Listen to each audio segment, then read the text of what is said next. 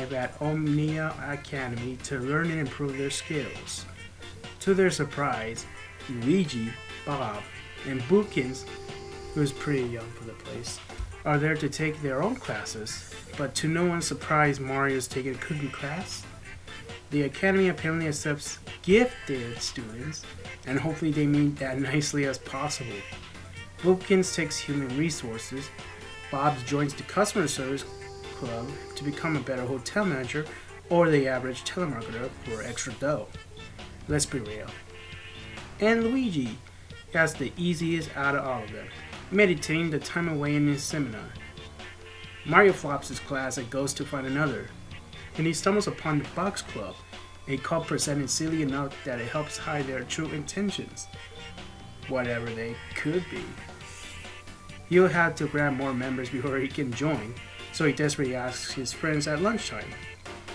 Right when his friends hopes he will mess things up, he barges into their classes in more ways than one. Being the avatar is a blessing and a curse for our heroes. Their first day ends, happy that it went mostly well until Mario with the box on his head stops in the way and the box leader sings them a song. They all join out of reluctance, either to make their friend happy or not deal with the awkwardness. 7.5 out of 10, a very casual episode. This is a simple and fun video, but with a caveat. It had a rather abrupt ending, which reminded me of a certain video that everyone unanimously dislikes. But what separates this from that is good characters and pacing, and not being overly sadistic. Megan Millie's college outfits look very nice and makes me wish for more casual stuff for the rest of the cast. Maybe even for the Marios. The Box Club is an interesting addition, but will they actually be a plot point for the next storyline? We'll see. Even if they turn out to be evil or something, at least the musical number here was kinda cool. Give this a watch if you like.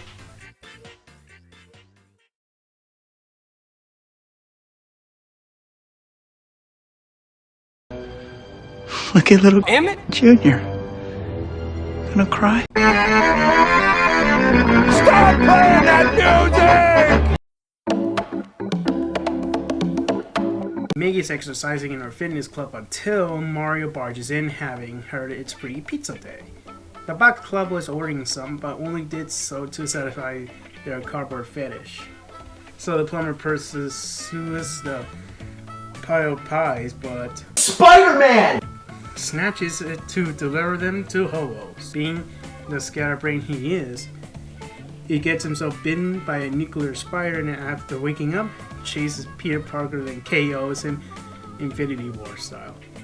Now he has to deliver pizzas under his wing, but terrorizes the citizen with his new powers. He also flings Luigi into electric fans in the middle of his hobby. At his house, Mario enjoys a pie until Luigi barges in after turning into the Green Thunder, Goober from the incident, and attempts to get revenge by summoning Spidey's notorious foes, the Sinister Six. They ignore me and choose to wreak havoc on Mushroom City, and the brothers have to undo this mess. Luigi calls in the survivors to aid them in battle, but afterwards gets captured by Dr. Octopus. On the top of the building, Mario is presented with a tough decision. Take back his brother or save the pizza? Guess what he really chose? But he actually saves him and throws Doc into the pavement. Luigi opens a hell portal to enjoy some Papa John's with his bro, and they end up losing their powers. What is it about this chain that's so good? You will sacrifice something for. First, let me get this out of the way. You got a problem with parodies? But in this case, that's a good question. I hate to give it a score this low, but it's a 5 out of 10. Let me explain. We have Mario getting hungry for pizza, then he replaces Spider-Man and wrecks the town. Luigi becomes evil for a second, then the Sinister Six and other Spider heroes showed up. Mario's selfishness ends up fixing everything, and they lose their powers. Normally I'd be fine with loose plots if they were fun, but this one felt crammed into the runtime.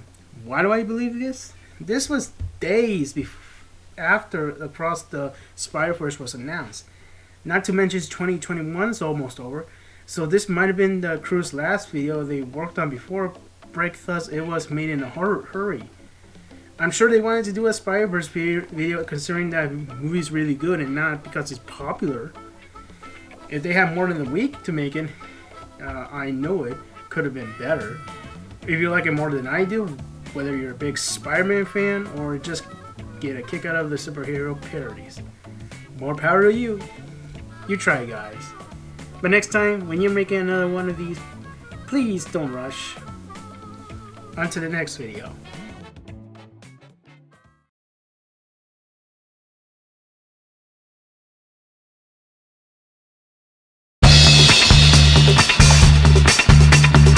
Melanie's at power class doing neck stretches and she questions Kawashima how this helps. This immediately agitates him and warns her if she speaks up, it's detention. What got these deities Jimmy's Russell? No one knows.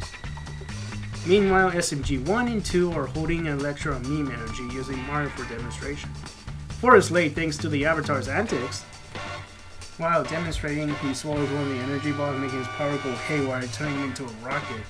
This launches them across the school, dragging in Maggie and crashes into Melanie's class, landing the group in detention. Swag and Chris are in charge due to them being suspended from the military thanks to the former's antics, identical to their plumber breather. He asks the students to write Swag is best on chalkboard and threatens them with yodeling. Guess he got bored of Mexico for a bit and went to Oktoberfest. This text turned into be a competition between 4 and Maggie. Mario attempts to skip detention, but Swag immediately catches him. Melanie is pestered by the new guy in town, the bully, who in case you're wondering isn't the upcoming Kaizo as FM said. He gets her in trouble by Swag and framing Melanie. He fights back, returning the paper, and Bully teaches her how to block projectiles, getting Mario off the ceiling and defends himself. All of it end up in a traditional chase sequence and stop the gym. They devise a plan to take down Swag and following Melanie getting a hold of her power with Bully's advice, and it gets thrown into the trash. They celebrate it, but they spotted by Kawashima, forcing them to clean up the mess they made while Bully taunts him as he leaves. Are you sure he's not Kaizo? Because the name fits really well with that. 9.5 out of 10. The way to make detention entertainment. This video is a sign more time was put into, a dose of a character variety, good pacing, funny moments, and content visuals. The only gripe feature is Melanie's running animation. It's noticeably janky, but then again, what isn't it? This show's aesthetic? It's good to know 1 and 2 are still around, proving the lack of screen time doesn't equal abandonment. As much as I want you to think, the bully's design is intriguing, barring his character being one note so far. His demeanor almost reminds me of Nagatoro and Senpai if the roles were reversed. Or Kevin from Ed, Edd n Eddy. I'm throwing that out there to remind you anime isn't the only medium to take inspiration from. And with that, we only got one more video to tackle this year. Let's send up these reviews with a bang, shall we?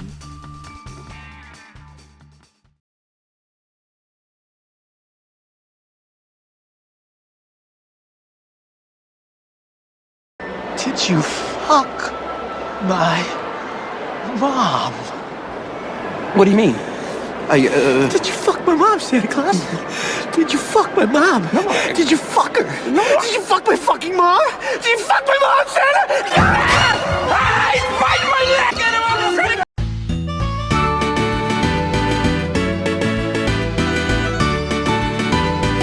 Mario's at a holiday meet and greet at the mall as a mall Santa. Because of an incident that supposedly happened last Christmas, Old Santa need to go on diet! he then particularly screws up the job, so the elves give him the list of deeds for his friends to let him off the hook. They must be running low on Santas this year.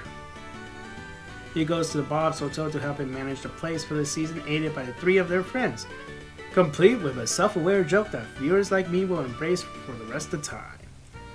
The joint ends up getting shut down. So does that mean Miggy has her house back now? But that's what Bob wanted all along. Mario and Joe pretend to be Santa to surprise his kids, but Jojo wants to know who's the real deal. He's gifted a soccer player from the former, turning out to be the Wish and Blast's dad. The Super Meme Guardians are hanging at the Bloopersville to celebrate 4's old colleagues, while 3's busy being the Grinch, pranking the town. Mario delivers weapons to the residents before he could shoot him down himself for being on the naughty list. Is it getting lonely out there in the graveyard or something? He then literally crashes a Christmas pageant at Omnia, making Soldier accidentally set himself on fire. So Mario gives out marshmallows to make up for it. I guess that works, if they weren't already handing out food. Tari notices Psycho has barely a put-out decoration because she doesn't have family to celebrate with. She attempts to cheer her up by decorating herself, but Psycho refuses to let her do so. Mario arrives to remind her that in Japan, their favorite restaurant is part of tradition and they overload her apartment with KFC. It's kind of weird if she didn't know this before. She's Japanese herself. Shroomy tries to reunite with Uncle Doom, but shuts him out likely because he's still bitter from Miss Dangerously Attractive Vampire divorcing him. Face it. You blow it, man. Mario decides to take him to Swag and Chris and talk about firearms. As long as they keep out of school, it's all good. Meanwhile, Luigi helps a struggling Boo try to enjoy Christmas and becomes a reindeer the kids can ride, sort of. He then spots his bro looking stressed from his job. Having finished his workload, Mario's disappointed that his job led him away from his friends and believes he's stuck at the castle alone for the holidays. Luckily, everyone shows up at the door and they all throw a party. Mario is happy that his brother and companions are glad to have him around on their adventures. Even when he gets in the way of them along with everything that happened this year, 4 is pleased as well, looking forward to the future. And it ends with the whole crew taking a group picture. Merry Christmas to you guys. 10 out of 10. Wow. This was an excellent way to cap off the year of a solid content. I love the character skits pacing, basically everything that I've listed over again, despite a generic title and some minor errors here and there. I have special eyes. Not much I can say really, except he certainly made an effort to make this top 3 Christmas episode material. And that's it for every 2021 SMG4 video review. I hope any of you at least learned something from these. Any of you disagreed on something. But before we finish this series for the year, it is time to discuss the current state of the channel and the reception of their reputation. Sit tight everyone, it's gonna be a bumpy ride.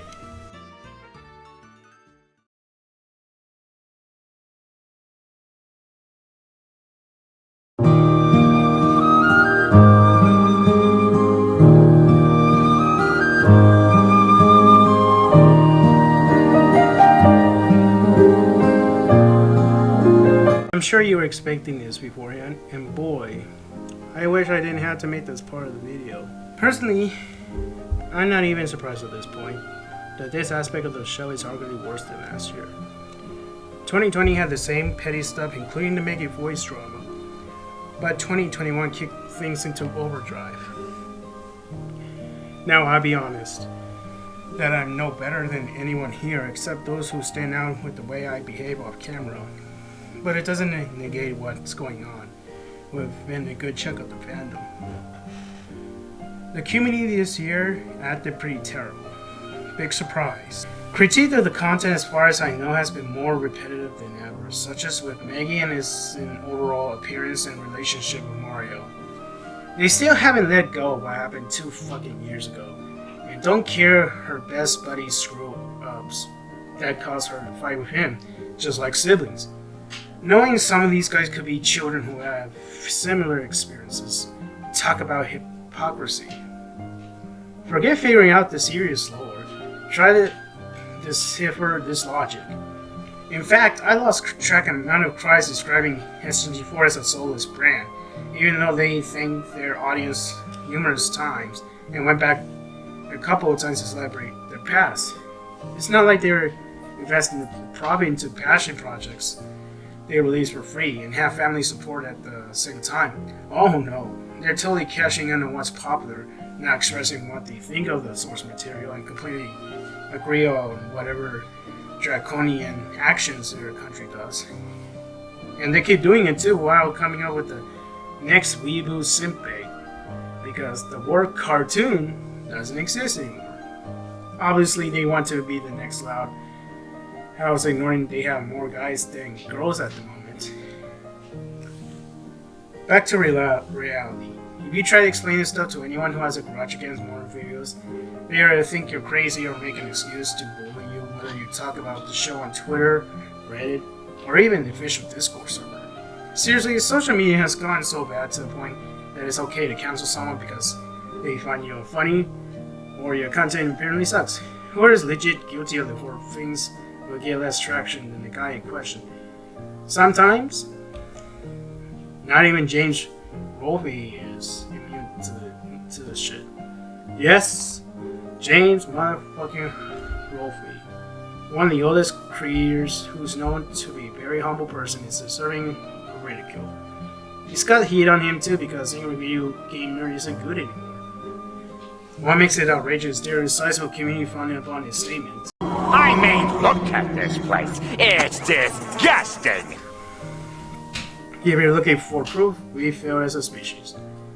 This is it. There's a fine line between preferring classic episodes and harassing new blood in the production team. Even when he responds to the issues behind the scenes in the update, they made it clear that they don't appreciate transparency. Strangely enough, this has been a thing for years regarding the main topic of this video. This seems extremely familiar. Meanwhile, Cinema Massacre's movie counterpart Channel Awesome was accused of mistreating employees not too long ago, among other trolling stuff. But who cares? The drama was a mess. Let's go making dog walker memes. My friend used to like it, Nostalgia Critic, and he found the shout out from the bed and breakfast being really awkward, by the way. Speaking of awkward, remember when the Puppet Man was exposed for cheating on his long-term girlfriend with a bitch who treated him even worse? Oh goody, we get to talk about SML again. But to keep it brief, how come that channel, back when it was Mario theme, was getting a free pass for taking pot shots at his viewers and deflecting advice of what could have happened not get attacked by Nintendo? Why is SMG4 still getting lumped in this garbage? Because they have SM in their names. Please. To be clear, I don't hate Logan or his friends that don't get themselves in trouble. I hate how he got himself in the position he's currently in with his career. I just hope his personal life isn't shambles, nor is he's inserting into his videos. But people claiming SMG4 is now makes a lot more sense for this show. The difference is it isn't backed by an MCN or the government as far as anyone's aware. Even before they started merchandise and opened a store for their products. Besides, there's a much better example that's more fitting for the comparison. Roaster Team. If you don't recognize them, they're known for Red vs. Blue and Ruby. They create a comedy using a popular game which got serious over time, made an anime-inspired series following the success of their previous work. And all of this was before SMG4 was popular. Scary coincidence. I know, unfortunately, both of them diminished in quality and the company behind them fell under the fire thanks to shady members. That might be why you don't hear from much of them, and it could explain why Glitch Production is endlessly criticized despite there being key differences. So far, I don't see a lot of people taking their presence as an indie studio wanting the same mistakes. Who knows, maybe they're aware of it too, and are learning from horror stories like this. Sadly, I don't expect anything from people playing telephone that looking Kevin are making too much cash and they should give it to charity by now? Yeah, they tried to pull Mr. Beast on him and surprise, surprise, making a ton of dough on YouTube and made him a target too. My whole point is, this generation is awful when it comes to having admiration and respect for certain YouTubers. No one wants to see who the scapegoated creators really are, instead blindly relying on accusations of greed and capitalism sucks for the billionth time. And they don't know what they have until it's gone. I mean, what the fuck happened to retiring from content wishing the people behind it the best? Don't get me wrong, it's obvious capitalism can cause pretty nasty crap. Take a look at the gaming industry, for example. What's ludicrous about that is angry freaks with the spice glitch pretty much are willing to let Nintendo strike them down since Blue Mario cringy. It's counterproductive. If they're against fan game takedowns, tournament shutdowns, and taking forever to release their old games, not to mention the downright unethical to ask if their careers should be destroyed. Really upsetting to think about if you consider the motherloads of scummy people online slipping through cracks. But bad companies, what they're focused on their energy on. Need I remind you, we're on the site that enforce their rules wherever they want to. They're basically run by the mafia at this point. I'm not buying that Lucas bleeping out swears because he's gone soft or his new fans are too sensitive. Maybe he's trying not to get fucked by the yellow dollar signs and it isn't a teenager anymore. If you're one who believes the edgiest, grungiest jokes of yesteryear were the best of the entire run and not anything else from the era, that kind of implies the person you are to an extent. Most critics for this show gravitate towards the same basic complaints that show died ages ago. Whatever news or praise they have for a particular point or the episode is cancelled out or short-lived with a snarky remark.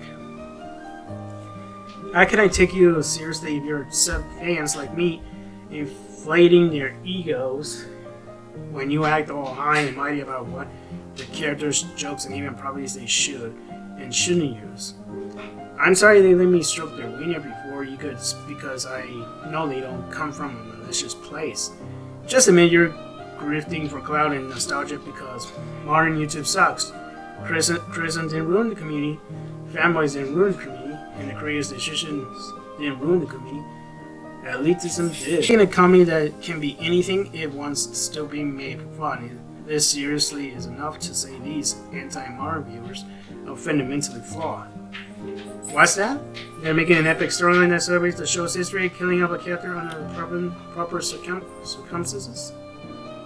Well, fuck that. And let's mock the shit out of the people who find it endearing and relatable. Oh look, they're starting live stream with one of the fan favorite characters.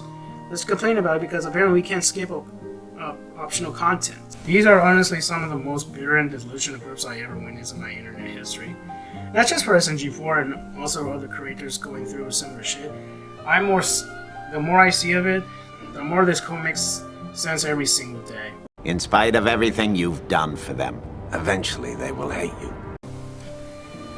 Are you one of those nitpicks about pettiness and arguments? Do you cringe at the most heart-moving moments because you're a cold-hearted bastard? How do you even hate this person wants to work with their friends in order to make better content? You practically want them dead? Well, if you want any of these issues, I have one very simple solution. One super basic answer you need to hear. Can you unsubscribe? Yeah, if you're that unhappy with a YouTuber's new videos, you don't have to keep watching them. But the critics won't take no for an answer and claim they're still looking out for their favorite celebrity. Yet their attitude says otherwise.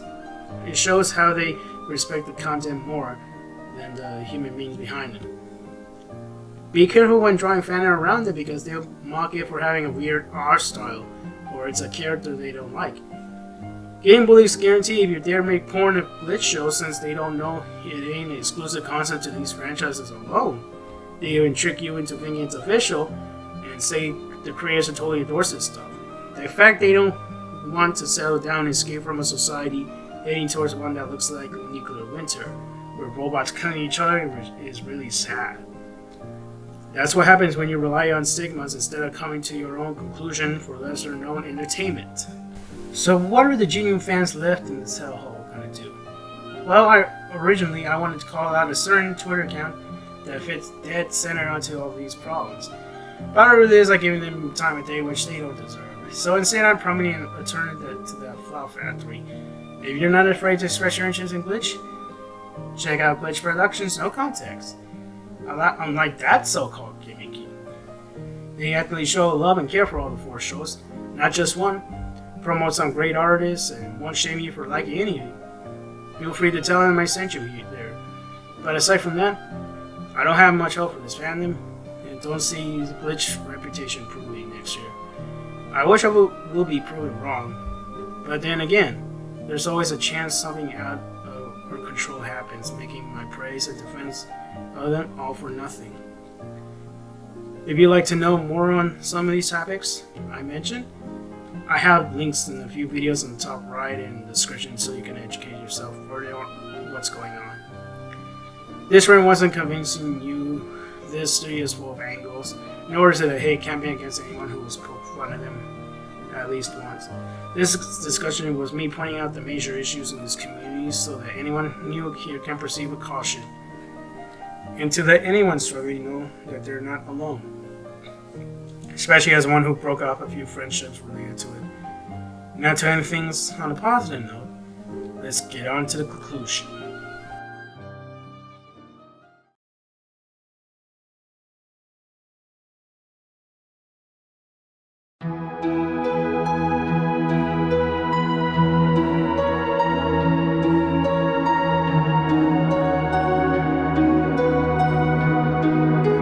This year wasn't actually a favorite of mine, but I can say it wasn't a highlight thanks to it being an anniversary. There were a few hiccups such as the Spider-Man video, which I explained was rushed. I never said SMG4 was a perfect show to begin with, as I find its biggest flaw right now is its overuse of the main character, Mario. Now before you laugh at me and say another character is used way more, I thought about this recently while checking the latest videos. And he seems to arrive when there's a little to no connection to the plot. Of course he's the little reason the current cast is there at all, though he doesn't have to show up every single time. The bed and last year's corn trip are prime examples of how this could be handled. But with the latter they had to alter the title and thumbnail because Mama Susan's coding was breathing down their neck, and that sucks. I know it does because it gives off the impression they can experiment with variety as this website stands, and they're running the risk of stagnation. You still think Maggie, Melly, or any other character in general is shoehorned? Well, count how many times each of them appeared this year, and I guarantee you that the dummy plumber will rank the highest. I wish the crew could tone down his screen time and afford to use different titles. But don't expect miracles to happen in that regard unless YouTube makes good decisions again. The least they could do is to make sure the story revolves around him, especially if it's not a parody-based episode. And to make it very clear, most of the stuff Mario's in regardless isn't bad. Once again, the good definitely outweighed the bad. 2021 wasn't short of something special for Glitch as a whole. I mean, look at it, the show they gave them to start is now 10 years old, giving us a great start with a movie and throwback trips. Sunset Paradise was a fantastic spin-off that deserves another go. Murder Jones is off to an amazing start, and the Mario Maggie side videos were a neat little distraction on top of earning 5 million subscribers. Don't you think that's enough to break the rule of SMG4 fell off? Anyway, most of the catalog is worth revisiting alongside previous years, and it looks like they're not stopping making new history for the time being. Meta Runner Season 3 is on its way. The rest of the Murder Jones will arrive soon, and we have a continuation of the Genesis art to look forward to, including new faces along the way. I'm probably in the minority here since I still want to see SMG4 improve further than where they currently are. For now, let's relax and enjoy things on our time. To Luke, Kevin, James, Jasmine, Paul, Robin, and everyone at the studio, in terms of wanting to make the best content possible, please never change. Thanks for the memories, and keep having fun creating magic. To my viewers, I appreciate standing by me and taking your time with my content even if we don't see eye to eye on everything. Please stay safe, wear a mask, get vaxxed, and have yourselves a safe holiday and a happy new year. Peace out.